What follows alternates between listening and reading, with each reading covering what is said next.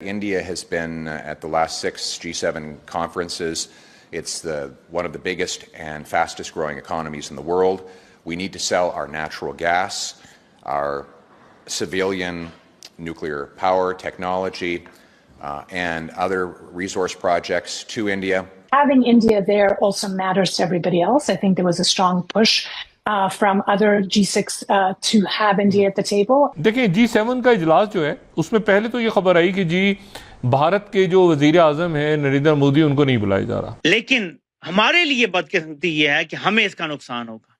अगले 2-3 साल मोदी अगर अपना सॉफ्टवेयर अपडेट नहीं करता। अब अचानक ये हुआ है कि उन्होंने जो माकानी उन्होंने कहा है कि भारत के वजीर आजम जो हैं वो आएंगे और अगले हफ्ते जो G7 का इजलास हो रहा है कनाडा में उसमें वो शरीक होंगे। शर्मसार हो गए हम तो। खैर छोड़िए। इकोनॉमिक टाइम्स जो दुनिया का दूसरा बड़ा अखबार है, उन्होंने एक खबर जारी की है कि जो पाकिस्तान का प्रीमियर एयरबेस है, सबसे अहम एयरबेस जिसे नूर खान एयरबेस कहते हैं, रावलपिंडी में इस्लामाबाद के बिल्कुल साथ, उस पर अमरीकी कब्जा है। But if we don't get any equipment, you've seen what would have happened to us if we didn't have air defense.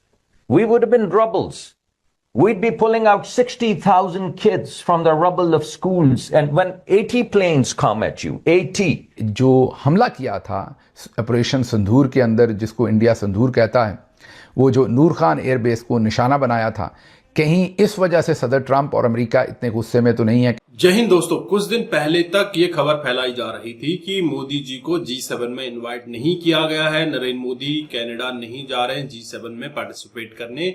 लेकिन कनाडा के पीएम मार्क कार्नी ने खुद फोन करके नरेंद्र मोदी को इन्विटेशन दिया है और उन्होंने कहा है कि हम भारत जैसी उभरती हुई इकोनॉमी को नहीं छोड़ सकते, क्योंकि हमें अपने कुछ चीजें सेल करनी है भारत को, और भारत बहुत बड़ा की रोल प्ले कर सकता है वर्ल्ड इकोनॉमिक में। But if we don't get any equipment, you've seen what would have happened to us if we didn't have air defense. We would have been rubbles. We'd be pulling out 60,000 kids from the rubble of schools, and when 80 planes come at you, 80 in a few hundred miles, when 80 planes come at you, all of them having 5 missiles each, you multiply 80 with 5 missiles and you know what India was coming at. Were they coming to hit one residential area with 80 planes and 400 missiles, some of which were dual carriers of atomic kind of warheads? So you saw what they were coming at. You saw what they came with. And you saw the technologies that they deployed from various countries. So I would say, bring it on, man. Give us those technologies. We'd buy them from you.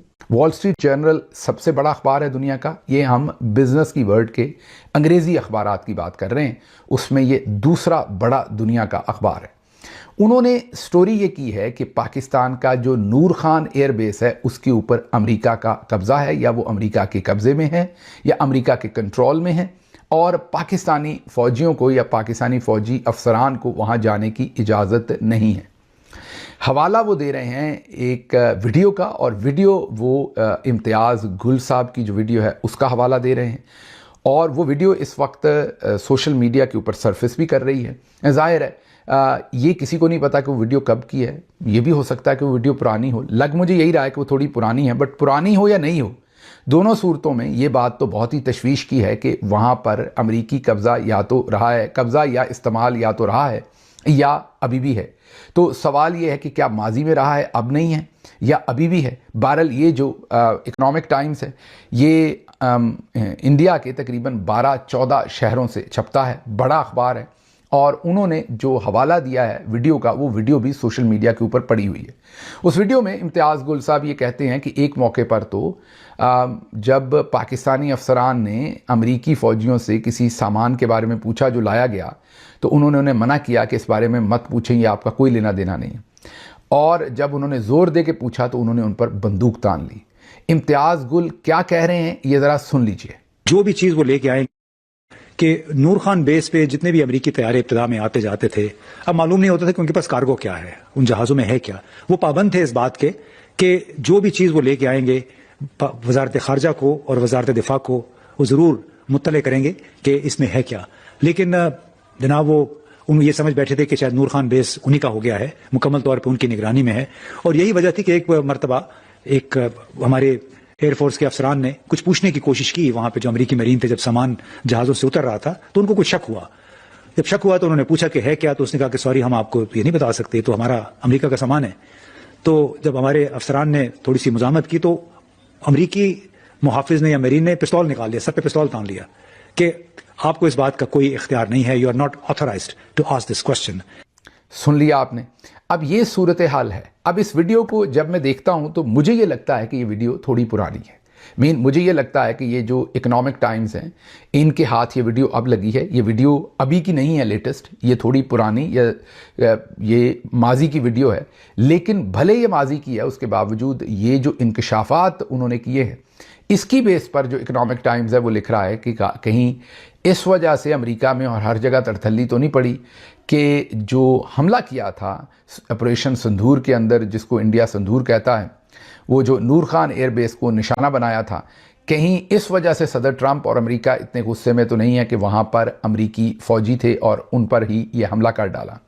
Bilal Bhutto ने बोला है कि raw और ISI के collaboration से हम लोग south Asia में टेररिज्म खत्म कर सकते हैं।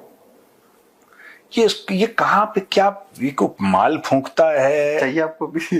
मुझे ये कह रहा, देखो ऐसे तुम्हारे 5 नंबर और कटे प्रोड्यूसर। देखिए सर, ये वाला तो मुझे चाहिए। जब मैं ऑन कैमरा बोल रहा हूँ, इतना कॉन्फिडेंस मेरे अंदर भी नहीं है, कुछ भी बोल के निकल जाऊं।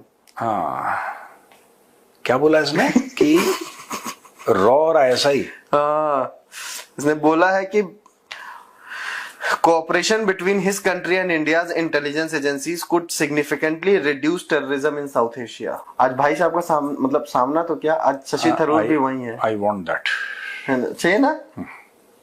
You are right। महेंद्र में चाहिए इसके बहुत सारे उनके साथ हो जाएगा। दोस्तों, दूसरी बड़ी खबर यह है कि इकोनॉमिक टाइम्स, जो कि दुनिया का दूसरा बड़ा अखबार है, उसके हवाले से नूर खान एयरबेस, जो कि रावलपिंडी में है, बहुत पुराना एयरबेस है, इस पर पूरी तरीके से अमेरिकी फोर्सेस का कब्जा हो चुका है।